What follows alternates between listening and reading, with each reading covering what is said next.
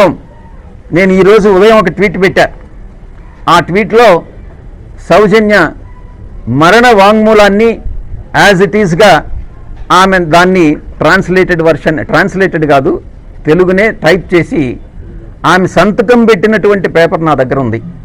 కానీ అది బహిర్గతం చేయకూడదు కాబట్టి దాన్ని తెలుగులో టైప్ చేసి దాన్ని పెట్టా, యథాతథంగా పెట్టా, రిలవెంట్ ఎక్స్ట్రాక్ట్ పెట్టా. దీన్ని బట్టి మీకు ఒకటే అర్థమవుతా ఉంది, అర్థం చేసుకోవచ్చు. అది ఆమె చాలా వివరంగా కూడా రాసింది దాని విషయంలో. ప్రతి కుటుంబం, ఆంధ్ర రాష్ట్రంలో ప్రతి కుటుంబం, ప్రతి మహిళ, ప్రతి హిందువు ఈ విషయాన్ని సీరియస్గా తీసుకోవాలి అని నేను విన్నవించుకుంటా ఉన్నా. ముఖ్యంగా హిందూ వివాహిత స్త్రీలు కానీ, హిందూ బాలికలు కానీ ఈ యొక్క మతోన్మాదుల చేతిలో లవ్ జిహాద్ దీంట్లో పడిపోకూడదనని నేను అందరికీ కూడా విన్నవించుకుంటా ఉన్నా. హిందూ మతానికి చెందినటువంటి ప్రతి ఒక్కరు కూడా ఈ విషయంలో జాగరూకత వహించాలి అన్నటువంటిది నేను విజ్ఞప్తి చేస్తా ఉన్నా. టీడీపీ నేతలు కానీ, వైఎస్ఆర్సీపీ ప్రతిపక్ష నేతలు కానీ వారి స్వార్థ ప్రయోజనాల కోసం నోరు విప్పట్లేదు. ఎందుకు విప్పట్లేదు అది కూడా చెప్తాను నేను. చంద్రబాబు నాయుడు గారికి కాలానుగుణంగా 5 సంవత్సరాలకు ఒకసారి అతను అలయన్స్ పార్టీని అతను ఎన్డీఏకైనా పోగలడు, ఇండీ పార్టీస్కైనా పోగలడు, యూపీఏకైనా పోగలడు, ఎక్కడికైనా పోగలడు. బీజేపీతో జతకట్టగలడు, కాంగ్రెస్తో జతకట్టగలడు. ఎందుకైనా మంచిది ఈరోజు యాక్షన్ తీసుకుంటే ఇటువంటి ఇన్సిడెంట్స్ మీద మనం కాంగ్రెస్కు దూరం అవుతామేమో, ఎందుకు దూరం కావాలి, మరి ఎప్పుడైనా మళ్ళీ 29లో కాంగ్రెస్ అవసరం రావచ్చు అన్నటువంటి విషయాన్ని దృష్టిలో పెట్టుకొని బాబు గారు ఎటువంటి యాక్షన్కి ముందుకు రావట్లేదు. జగన్ గారి విషయం కూడా అదే. మత మార్పిడులని ఆయన ప్రోత్సహించాడే కానీ కొన్ని వందల చర్చిలు కట్టేదానికి ఆయన సహకరించాడే కానీ ఆయన ఏ రోజు కూడా హిందూ మతాన్ని ప్రోత్సహించడానికి ఆయన సహకరించలేదు అన్నటువంటి విషయాన్ని నేను అందుకే ఆయన కూడా మళ్ళీ రేపు ఎలాగూ బీజేపీతో జతకట్టలేడు కాబట్టే రేపు కాంగ్రెస్తో అవసరం వస్తుందేమో, ఎందుకు ఇటువంటి విషయాలను లేవనెత్తడమని ప్రతిపక్షం కూడా ఈరోజు నోరు విప్పనటువంటి పరిస్థితి. దీన్ని హిందువులందరూ ముక్త కంఠంతో దీన్ని ఎదుర్కోవాలి అని నేను వినవించుకుంటా ఉన్నాను.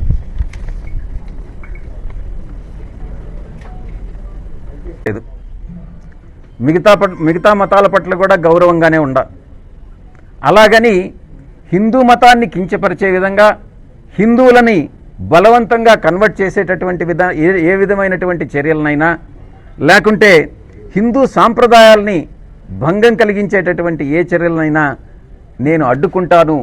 అది ఎవరైనా కూడా క్రిటిసైజ్ చేస్తాను అని నేను అపోజ్ చేస్తానని నేను విన్నవించుకుంటా ఉన్నా. మరొక విషయం కూడా నేను ప్రస్తావిస్తున్నాను. మీరు అనుకోవచ్చు ఎన్డీఏ భాగస్వామ్య పక్షాలైన ఇది కూటమి ప్రభుత్వం, కూటమి ప్రభుత్వంలో బీజేపీ కూడా భాగస్వామి.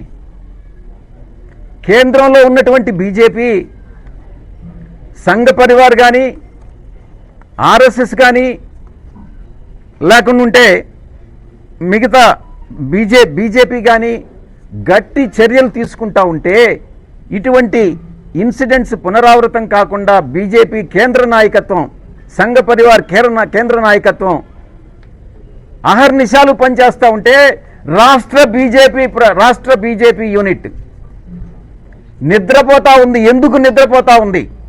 మీ పదవులు కాపాడుకోవడం నిద్రపోతున్నారా? లేకుంటే వేరే ఇంకేదైనా ఎక్స్ట్రేనియస్ కన్సిడరేషన్స్ మీరు చంద్రబాబు నుంచి పొందుతున్నారా? ఎందుకు బీజేపీ రాష్ట్ర నాయకత్వం అంటే స్టేట్ లీడర్షిప్ దీన్ని స్పెక్టేటర్గా చూస్తూ ఉంది?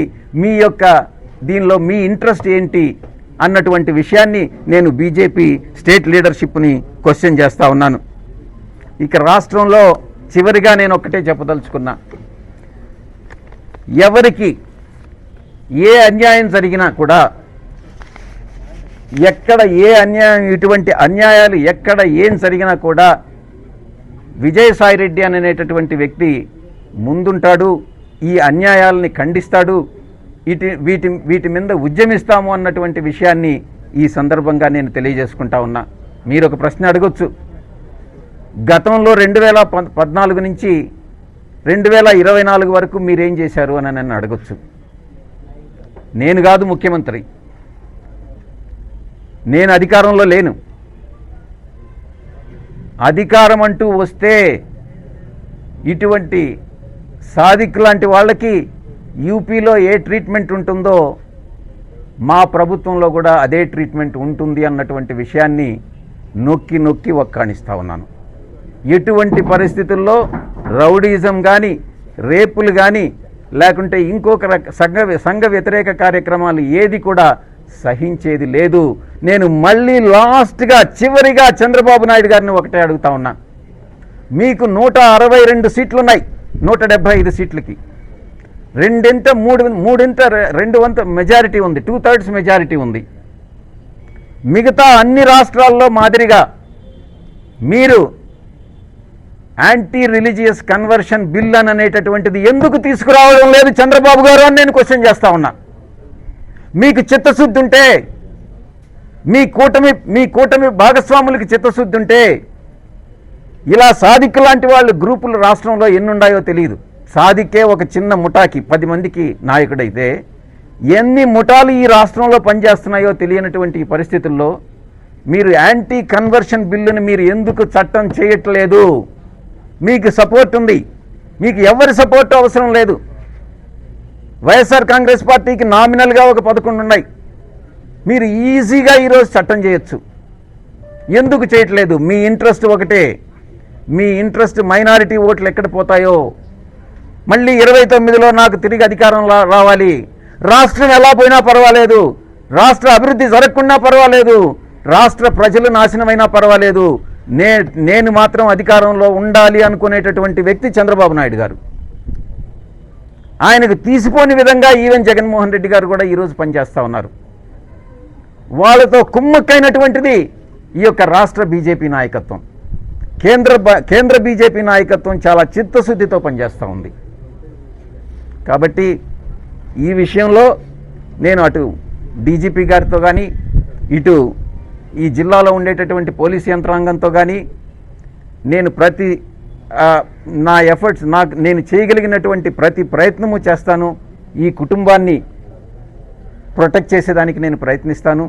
ఈ ఆస్తులన్నింటినీ ఏదైతే సాదిక్ లాక్కున్నాడో కొన్ని కోట్ల రూపాయలు విలువైనటువంటి ఆస్తుల్ని తిరిగి తీసుకొచ్చేదానికి నా వంతు కృషి నేను చేస్తానని, చివరిగా రియాన్షికి సంబంధించి భవిష్యత్తులో విద్యకు సంబంధించి ఏ ఖర్చు అయినా కూడా మేము భరిస్తాము అన్నటువంటి విషయాన్ని భాస్కర్ రెడ్డి గారికి కూడా చెప్పడం జరిగింది. ఇది నిలబెట్టుకుంటామని అనేటటువంటి విషయంతో నేను ముగిస్తా ఉన్నాను. 4వ వారంలో కానీ శ్రావణ మాసంలో శ్రావణ మాసం పాత్రికేయ మిత్రులతో ఈ విషయాన్ని పాలు పంచుకోవడం జరుగుతుంది. అంటే కేంద్రంలో బీజేపీ బాగా పనిచేస్తుంది, రాష్ట్రంలో చేయట్లేదు. మీరేమన్నా కేంద్రంతో ఏమన్నా మీకు సంబంధం? నాకు ఆ అవసరం లేదు. నాకు రాష్ట్ర ప్రయోజనాలే ముఖ్యం. రాష్ట్రంలో ఎవరు బాగా పనిచేస్తుంటే వాళ్ళు బాగా పనిచేస్తున్నారని చెప్తాను, రాష్ట్రంలో ఎవరు పనిచేయట్లేదో వాళ్ళు పనిచేయట్లేదని చెప్తాను. నాకు ఎవరి మీద ద్వేషం లేదు, శత్రుత్వం లేదు. రాజకీయాల్లో ఒకటే గుర్తుపెట్టుకోవాలి, రాజకీయంగా